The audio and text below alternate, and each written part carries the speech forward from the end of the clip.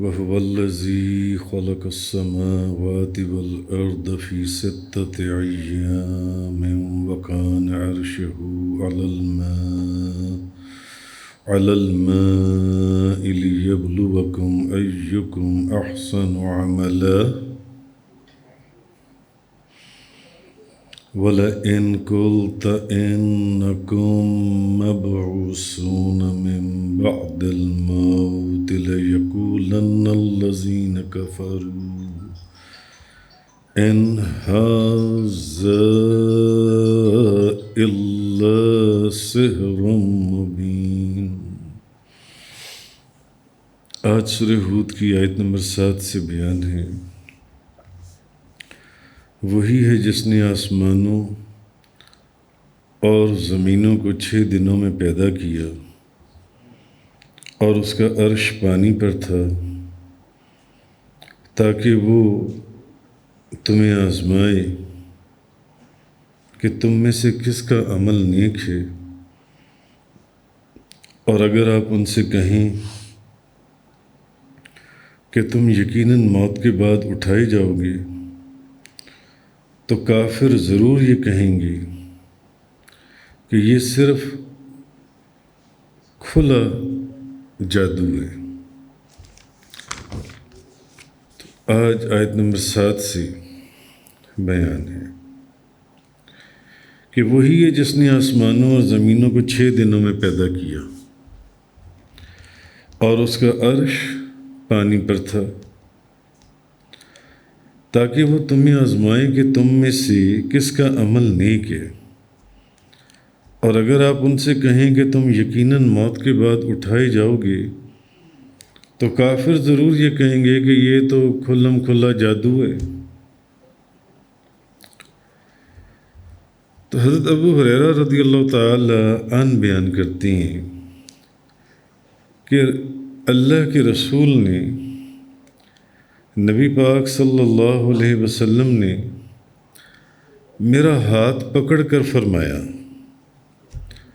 حضرت ابو ہریرہ کا ہاتھ پکڑ لیا نبی پاک صلی اللہ علیہ وسلم نے۔ تو حضرت ابو ہریرہ نے اس کیفیت کو بھی اس حدیث کے اندر محفوظ کر دیا کہ میرے محبوب نے، اللہ کے رسول نے میرا ہاتھ پکڑ کر مجھے فرمایا کہ اللہ نے زمین کو ہفتے کے دن پیدا کیا، زمین کو ہفتے کے دن پیدا کیا، اور اتوار کے دن اس میں پہاڑ پیدا کیے، اور درختوں کو پیر کے دن پیدا کیا، اور ناپسندیدہ چیزیں منگل کے دن پیدا کیں، اور نور کو بدھ والے دن پیدا کیا، جمعرات کے دن اس میں حیوانات پھیلائے، اور جمعے کے دن عصر کے بعد حضرت آدم علیہ السلام کو پیدا کیا، جمعہ کی ساعات میں سے آخری ساعت میں رات آنے سے پہلے۔ اب حضرت ابو ہریرہ رضی اللہ تعالی عنہ اصل میں یہ بتا رہی ہیں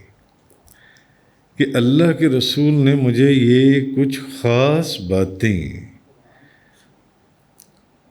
آپ نے مجھے بتا دی۔ نبی پاک صلی اللہ علیہ وسلم نے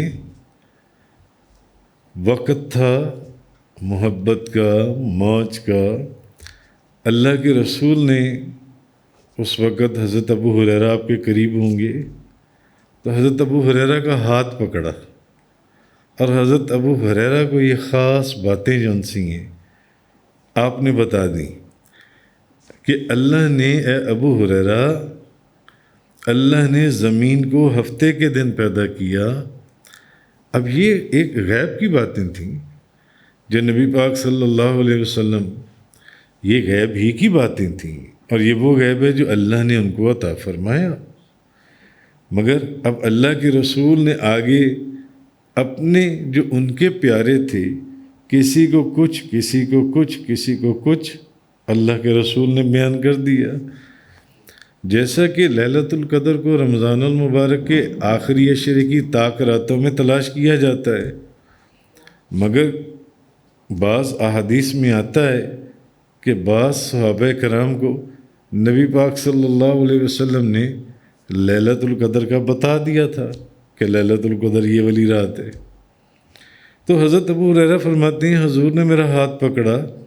اور فرمایا اللہ نے زمین کو ہفتے کے دن پیدا کیا اور اتوار والے دن پہاڑ پیدا کیے اور درختوں کو پیر والے دن پیدا کیا اور جو ناپسندیدہ چیزیں تھیں ان کو منگل والے دن منگل والے دن پیدا کیا اور نور کو بدھ والے دن اور جمعرات کے دن اس میں حیوانات پھیلائے اور جمعے کے دن عصر کے بعد حضرت آدم علیہ السلام کو پیدا کیا جمعہ کی ساعت میں سے آخری ساعت میں رات آنے سے پہلے۔ اب یہ مسلم شریف کی حدیث ہے، اور حضرت عبداللہ بن عمر رضی اللہ تعالیٰ عنہ بیان کرتے ہیں کہ نبی کریم صلی اللہ علیہ وسلم نے فرمایا کہ اللہ تعالیٰ نے زمینوں اور آسمانوں کو پیدا کرنے سے، اب حضور نے اپنے جو حضور کے پیارے جن کے اوپر حضور کی نظر محبت، ان کو مختلف اوقات میں مختلف انداز میں مختلف چیزیں حضور بتا دیا کرتے تھے۔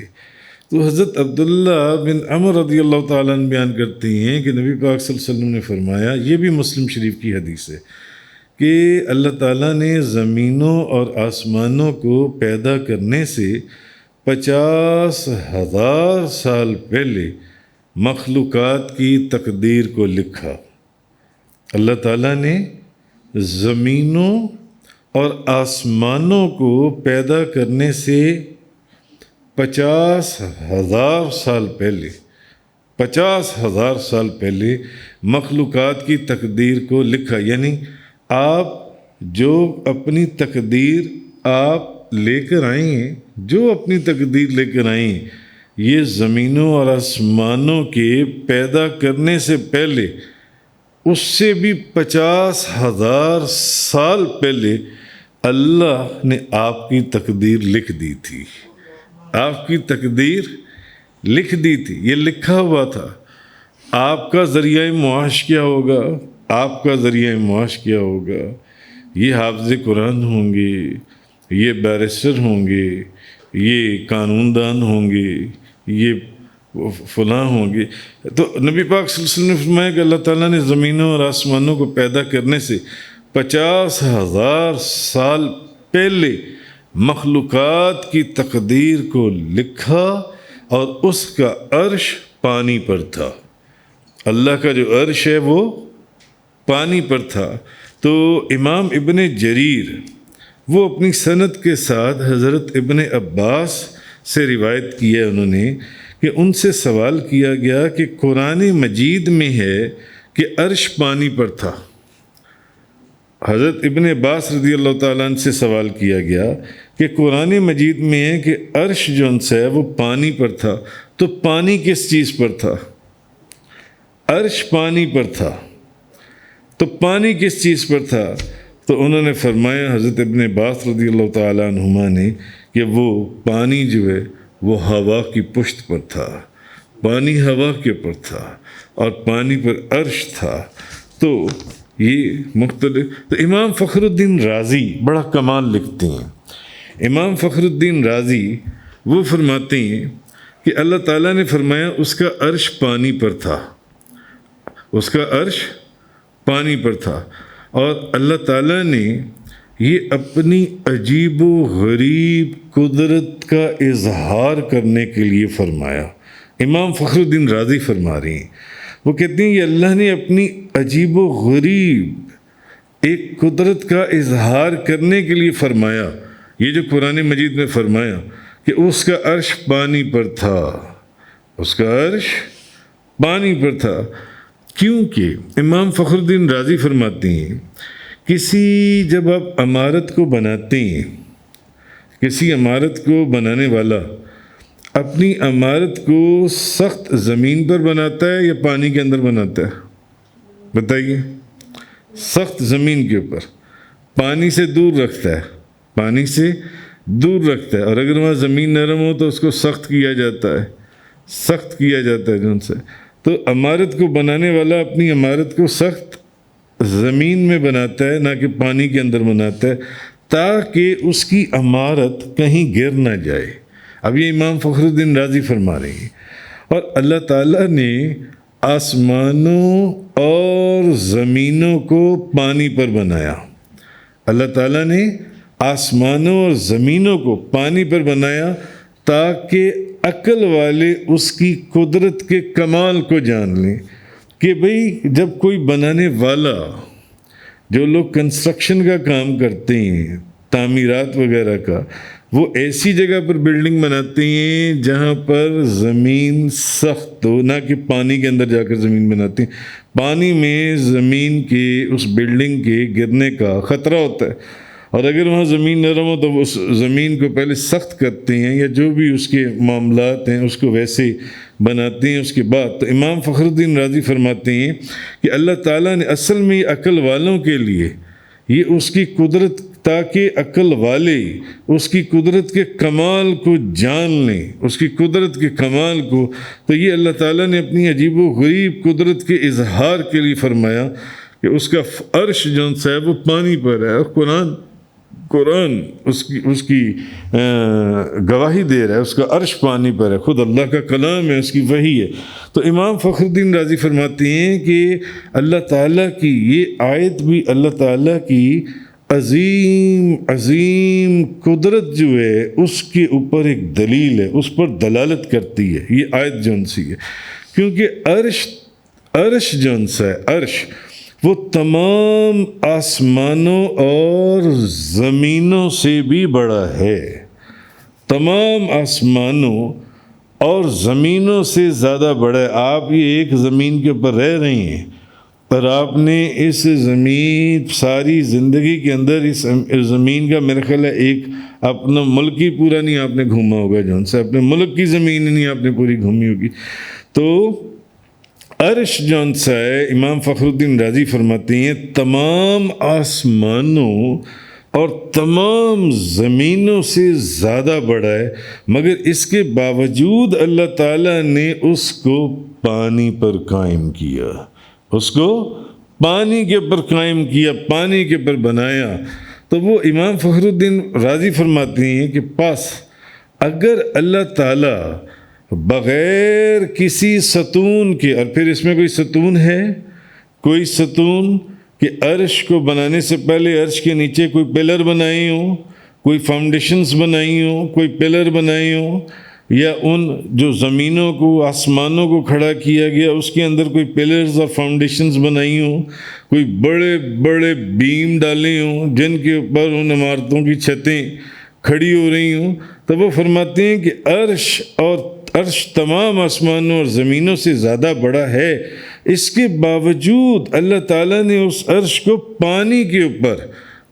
کے اوپر اس عرش کو قائم کیا۔ تو اگر اللہ تعالیٰ کسی ستون کے بغیر کسی بیم کے، فاؤنڈیشن کے، بغیر کسی پلرز کے، ستونوں کے، کسی وزنی چیز کو اگر رکھنے پر قادر نہ ہوتا تو عرش پانی پر نہ ہوتا۔ یہ امام فخر الدین رازی رحمۃ اللہ علیہ آپ فرما رہے ہیں۔ تو اللہ تعالیٰ نے پانی، پھر اللہ نے، اب یہ دیکھنے کی بات ہے کہ پھر اللہ تعالیٰ نے جو عرش کو تو پانی کے اوپر رکھا، اور پھر پانی کو کس کے اوپر رکھا، یہ بھی تو سوچنے کی بات ہے۔ پانی کو کس کے اوپر رکھا؟ جیسے میں نے وہ حدیث سنائی آپ کو کہ پانی کس کے اوپر قائم تھا؟ ہوا کے اوپر، پانی ہوا کے اوپر۔ تو پانی کو بھی بغیر کسی، یا تو جیسے آج پانی کو رکھنے کے لیے آپ کو، یا چوتھی ساتویں منزل کے اوپر پانی کو رکھنے کے لیے آپ کو کوئی سوئمنگ پول بنانا پڑتا ہے کہ جس کے اندر آپ پانی کو رکھتے ہیں۔ بھئی اس کے لیے اس پانی کے لیے کون سی ایسی فاؤنڈیشنز بنائی گئی، کون سی ایسی کانکریٹ کی دیواریں بنائی گئیں، ایسے بیم بنائے گئے، ستون بنائے گئے؟ ایسا کچھ بھی نہیں تھا۔ تو اللہ تعالیٰ کسی ستون کے بغیر کسی وزنی چیز کو اگر رکھنے پر قادر نہ ہوتا تو عرش پانی پر نہ ہوتا اور اللہ تعالیٰ نے پانی کو بھی بغیر کسی سہارے کے قائم کیا، تو پھر عرش کے پانی کے اوپر ہونے کا مطلب، خیر وہ یہ پھر آگے فرماتے ہیں اس کی تفصیل کے اندر جو آپ کو تفسیروں میں مل جاتی ہے، وہ فرماتے ہیں مگر ایک بات اور ہے پھر اس کے اندر بھی کہ جان سا ہے وہ یہ نہیں ہے کہ عرش اور پانی آپس میں متصل ہیں، وہ فرماتے ہیں اس کی مثال اسی طرح ہے جیسے آسمان زمین کے اوپر ہے، جیسے آسمان زمین کے اوپر ہے۔ تو امام احمد اور امام ترمذی انہوں نے وہ روایت کرتے ہیں حضرت عبادہ بن صامت رضی اللہ تعالیٰ عنہ سے کہ اللہ کے رسول نے فرمایا اللہ تعالیٰ نے سب سے پہلے قلم کو پیدا کیا، سب سے پہلے اللہ نے قلم کو پیدا کیا، پھر اس سے فرمایا کہ لکھ، تو اس نے قیامت تک کی تمام پیدا ہونے والی چیزوں کو لکھ دیا۔ اللہ تعالیٰ نے سب سے پہلے کس کو لکھا کہ کس کو پیدا کیا؟ قلم کو، قلم کو، اور پھر اس قلم کو کہا کہ لکھ، تو اس قلم نے قیامت تک کی تمام پیدا ہونے والی چیزوں کو ان کے ناموں کو لکھ دیا، یعنی اللہ تعالیٰ نے لکھ دیا، ہر چیز اللہ نے لکھ دی، ہر چیز۔ یہیں پر دیکھ لیں جو چیز آپ کو نظر آ رہی ہے یہ سب اسی وقت لکھ دی گئی تھیں، اور پھر آپ کی تقدیریں زمین اور آسمانوں کے بنانے سے بھی 50,000 سال پہلے لکھ دی گئی تھیں، سب کی تقدیر لکھ دی گئی تھی جن سے۔ تو علامہ بدر الدین عینی حنفی آپ جو ان سے آپ فرماتی ہیں کہ اللہ تعالیٰ نے سب سے پہلے تاجدار دو جہاں محمد مصطفیٰ صلی اللہ علیہ وسلم آپ کے نور کو پیدا کیا، آپ کے نور کو پیدا کیا۔ تو علامہ بدر الدین عینی فرماتے ہیں کہ پھر کہ ہر وہ چیز یہ جو کہا جاتا ہے جس کی کہ اس کو سب سے پہلے پیدا کیا گیا، جیسے کہ حضرت جابر بن عبداللہ انصاری نے نبی پاک صلی اللہ علیہ وسلم سے ایک مرتبہ پوچھا کہ یا رسول اللہ ہر چیز کو تخلیق کرنے سے پہلے اللہ نے کس چیز کو پیدا کیا؟ تو حضور نے فرمایا یا جابر ان اللہ تبارک و تعالی خلق قبل الاشیاء نور نبی کا من نور ہی، اے جابر اللہ نے ہر چیز کو تخلیق کرنے سے پہلے سب سے پہلے اپنے نور سے تیرے نبی کے نور کو پیدا کیا۔ تو کہنے کا مقصد اب وہ آگے یہ فرما رہی ہیں کہ ایک حدیث میں ہے کہ قلم کو پیدا کیا، دوسرے میں ہے نور کو پیدا کیا، تو وہ فرماتے ہیں کہ یہ اس طرح ہے، اس کو ایسے سمجھیں جیسے کہ اس کو آپ نے ایسے سمجھا کہ آسمان زمین کے اوپر ہیں، تو وہ فرماتے ہیں کہ اس کو یہ اگلی مثال میں کہ اس کو اپنی بعد ہر وہ چیز جس کے متعلق فرمایا گیا ہے اس کو اپنی بعد والی چیزوں کے اعتبار سے پہلے پیدا کیا گیا ہے، اور ہر چیز کل کائنات کی تقدیر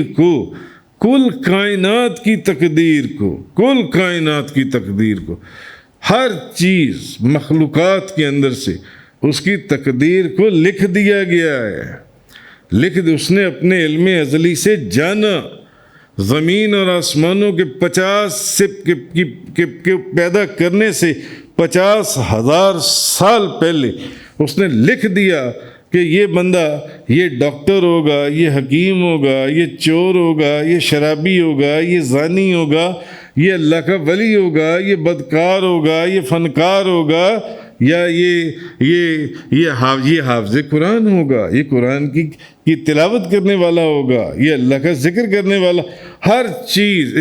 اس کے کتنے بیٹے ہوں گے، اس کے کتنی اس کی بیویاں ہوں گی، کتنی شادیاں کرے گا، کیا کمائے گا، حلال کمائے گا یا کہ حرام کا رزق کمائے گا، ہر چیز اللہ تعالیٰ نے تقدیر لوح محفوظ کے اندر لکھ دی ہوئی ہے ہر بندے کی۔ مگر یہ نہیں کہ میں پہلے بھی کئی دفعہ سمجھا چکا ہوں اس کی ڈیٹیل کہ اس کے لکھنے سے ہر بندہ ایسا ہوا نہیں، اللہ نے ہر بندے کو اس کا اختیار دیا تھا، وہ جانتا تھا کہ اس نے نماز پڑھنی ہے، اس نے چوری کرنی ہے، اس نے اپنے علم ازلی سے جانا اور اس کو لکھ دیا، اس کو تقدیر کہتے ہیں۔ تو اس کے بعد فرمایا تاکہ وہ تم کو آزمائے کہ تم میں سے کس کا عمل نیک ہے، یعنی آسمان اور زمین ایسے نہیں پیدا کیے گئے، بلکہ مقصد یہ ہے کہ انسانوں اور جنوں کی آزمائش کی جائے کہ ان میں سے کون نیک ہے، کون ان میں سے نیک ہے، ان کو یہ دیکھا جائے جون سے ہے۔ تو آگے جو فرمایا اس آیت کے اندر کہ اگر آپ ان سے کہیں کہ تم یقیناً موت کے بعد اٹھائے جاؤ گے، تو کافر ضرور یہ کہیں گے کہ یہ سب جادو ہے، یہ سب جادو کی باتیں ہیں، جادو۔ تو اصل میں اب وہ خود تو وہ اس حقیقت کو سمجھتے نہیں ہیں جو ان کو کہا جا رہا ہے، جو ان کو بتایا جا رہا ہے، اور اگر ان کو سمجھانے کی کوشش کی جاتی ہے کہ بھئی اپنی عمروں کو اس طرح ضائع نہ کرو اور اس سے لوگوں کے لیے وبال جان نہ بنو، بلکہ تمہیں مرنے کے بعد ایک دن دوبارہ اٹھایا جائے گا، تمہیں زندہ کیا جائے گا، تمہیں اللہ کی بارگاہ میں پیش کیا جائے گا اور تمہارے اعمال کا حساب کتاب ہوگا، تو پھر الٹا الزام لگانے لگتی ہیں، اور کہ جس کتاب کی کہ نبی کریم صلی اللہ علیہ وسلم کی بارگاہ میں کہ آپ جس کتاب کا ذکر کرتے ہیں اور جس کتاب کی آیات ہمیں پڑھ کر سناتی ہیں، اور یہ جو آپ ہمیں باتیں بتاتی ہیں، یہ تو سب جادو ہے، یہ اللہ کا کلام نہیں ہے، یہ سب جادو ہے۔ اصل میں یہ چیز اس آیت کے اندر اللہ تعالیٰ نے فرمائی۔ آگے فرمایا وَلَئِنْ أَخَّرْنَا عَنْهُمُ الْعَذَابَ إِلَىٰ أُمَّةٍ مَّعْدُودَةٍ لَيَقُولُنَّ مَا يَحْبِسُ أَلَا يَوْمَ يَأْتِيهِمْ لَيْسَ مَصْرُوفًا عَنْهُمْ وَحَاقَ بِهِمْ مَا كَانُوا بِهِ يَسْتَهْزِئُونَ۔ اور اگر ہم ایک معین مدت تک ان سے عذاب کو مؤخر کر دیں، اگر کچھ دیر کے لیے جو ان کے اوپر عذاب نازل ہونے ہم اس کو دور کر دیں، تو وہ یہ ضرور کہیں گے کہ عذاب کو کس چیز نے روک لیا۔ اور اس کا بھی پہلے کئی مرتبہ میں آپ کے سامنے بیان کر چکا ہوں کہ وہ نبی کریم صلی اللہ علیہ وسلم صحابہ کرام کی بارگاہ کے اندر یہ گستاخی اور بے ادبی کرتے تھے۔ تو سنو، جس دن وہ عذاب واقع ہوگا تو پھر وہ عذاب ان سے دور نہیں کیا جائے گا۔ جس عذاب کا وہ مذاق اڑاتے ہیں، پھر وہ عذاب جو ان سے ان کا احاطہ کرے گا۔ یعنی یہ جو انکار کرنے والے ہیں، بڑا عجیب و غریب انداز ہے ان کا کہ جب ان کے سامنے قرآن بیان کیا جاتا ہے، حق بیان کیا جاتا ہے، حق بتایا جاتا ہے، تو یہ اس کو رد کر دیتے ہیں، یہ اس کو مانتے نہیں، اس کو قبول نہیں کرتے۔ تو پھر جب ان کو اللہ کے رسول اللہ کے عذاب سے ڈراتے ہیں تو بڑا بے باک ہو کر کہتے ہیں کہ اچھا تو پھر لے آؤ نا وہ عذاب کب آئے گا؟ اکثر آپ ہمیں عذاب کا ڈراوا دیتے ہو، ہمیں عذاب سے ڈراتے، لائیں پھر اس عذاب کو۔ بلکہ بعض تو یہ بھی کہتے تھے کہ اگر آپ اللہ کے سچے رسول ہیں تو لائیں نا عذاب۔ پہلے رسولوں کی امتوں کے اوپر بھی تو عذاب نازل ہوتا تھا جب وہ اپنے رسولوں اور نبیوں کی بات نہیں مانتے تھے، تو ہم بھی تو آپ کی بات نہیں مان رہے، ہم پر عذاب کیوں نہیں نازل ہوتا؟ لائیں نا ہم پر عذاب نازل کریں جو ان سے۔ اب اس کی کئی وجوہات ہیں کہ ان کے اوپر عذاب اس وقت نازل کیوں نہیں ہوتا تھا، کیونکہ تاجدار دو جہاں، شاہ سوار لا مکان، مالک زمین و آسماں، روح کن فکاں، جن کی خاطر یہ ساری کائنات اور اس کی یہ بزم سجائی گئی، وہ خود اس وقت وہاں موجود تھے۔ اللہ پاک نے کیا فرمایا؟ ان کے ہوتے ہوئے یہ عذاب نازل نہیں ہونا۔ ہاں عذاب نازل ہوگا، وہ دن دور نہیں ہے، وہ دن دور نہیں ہے۔ تو اللہ تعالیٰ کسی حکمت اور مصلحت کی وجہ سے اس عذاب کے اندر تاخیر کر رہا ہے۔ ابھی تو میرا محبوب وہاں پر بیٹھا ہوا ہے۔ یہی تو فرق ہے پہلے رسولوں اور نبیوں اور میرے محبوب کے اندر، یہی تو چیز ہے کہ ان کے ہوتے ہوئے جو ان سے یہ عذاب نازل ہوتا تھا ان کی قوموں کے اوپر، لیکن میرے محبوب کی شان اور یہ برکت اور یہ رحمت ہے کہ ان کے ہوتے ہوئے جو ان سے ابھی وہ موجود ہیں، یہ عذاب جو ان سے نازل، ہاں اس میں تاخیر کی گئی ہے۔ وقت ہے، ابھی جو مہلت دی جا رہی ہے، وقت ہے، اس کا فائدہ اٹھا لو۔ مگر وہ الٹا تانے دیتے تھے، وہ کہتے تھے کہ وہ عذاب جس سے آپ ہمیں ڈراتے ہیں، ہمیں اس عذاب کا کوئی ڈر، کوئی خوف نہیں ہے۔ تو انہیں یہ بتایا گیا کہ وہ وقت دور نہیں ہے جب وہ عذاب جو ان سے نازل ہوگا، اور جب وہ عذاب پھر نازل ہوگا نا، تو اس وقت پھر تم جو مرضی کر لو، شور مچاؤ، چلاؤ، بھاگو، اور بعض آیات میں آپ پڑھ آئی ہیں پیچھے قرآن کریم کی تفسیر کے اندر کہ تم روئے زمین کے برابر سونا اور چاندی بھی دو گے نا، پھر کچھ نہیں ہونا، پھر وقت گزر چکا ہوگا جو ان سے، اور وہ عذاب جو ہے تمہیں نیست و نابود کر دے گا۔ ابھی وقت ہے، میرا محبوب تم میں موجود ہے، ان گھڑیوں کا فائدہ اٹھا لو، رحمت کا دروازہ کھلا ہوا ہے، کیونکہ رحمت للعالمین یہاں موجود ہیں، رحمت کا دروازہ کھلا ہے، ابھی وقت ہے، اس دروازے کے اندر داخل ہو جاؤ، اپنی غلطیوں اور کوتاہیوں کی معافی مانگ لو، تم سب کو بخش دوں گا۔ ایک مرتبہ میرے محبوب کے قدموں میں پہنچ کر اللہ کی وحدانیت اور میرے محبوب کی رسالت کا اقرار کر لو تو میں تمہیں معاف کر دوں گا، بخش دوں گا۔ کہنے کا مقصد یہ ہے کہ آگے یہ فرمایا کہ وَلَئِنْ أَخَّرْنَا عَنْهُمُ الْعَذَابَ إِلَىٰ أُمَّةٍ مَّعْدُودَةٍ لَّيَقُولُنَّ مَا يَحْبِسُونَ، اور اگر ہم ایک معین مدت تک ان سے عذاب مؤخر کر دیں تو وہ ضرور یہ کہیں گے کہ عذاب کو کس چیز نے روک لیا۔ أَلَا يَوْمَ يَأْتِيهِمْ لَيْسَ مَصْرُوفًا عَنْهُمْ وَحَاقَ بِهِم مَّا كَانُوا بِهِ يَسْتَهْزِئُونَ، سنو جس دن ان پر وہ عذاب واقع ہوگا تو پھر وہ ان سے دور نہیں کیا جائے گا، اور جس عذاب کا وہ مذاق اڑاتے تھے وہ عذاب پھر ان کا احاطہ کر لے گا، ان کو گھیر لے گا۔ تفسیر قرآن کا یہ لیکچر انگلش میں سننے کے لیے براہ کرم ڈسکرپشن میں موجود لنک پر کلک کریں۔